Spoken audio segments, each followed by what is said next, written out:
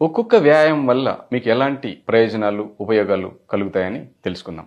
కాళ్లకు వ్యాయామాలు చేయడం ద్వారా ఎలాంటి ఉపయోగాలు, ఫలితాలు మీరు పొందుతారనే విషయాన్ని తెలుసుకుందాం. ముఖ్యంగా నేల మీద కూర్చుని ఈ వ్యాయామాలు చేస్తున్నప్పుడు మీరు చక్కగా గమనించాల్సింది కాళ్ల వ్యాయామం ఎక్కడి నుంచి జరుగుతుందో గమనించండి.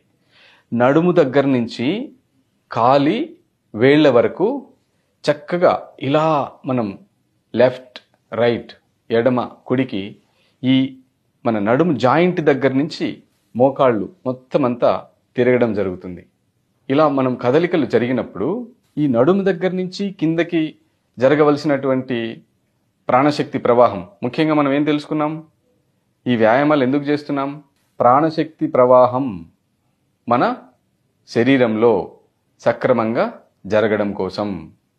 ఈ ప్రాణశక్తి ప్రవాహం సక్రమంగా జరిగితే మనం సంపూర్ణ ఆరోగ్యంతో జీవించగలం.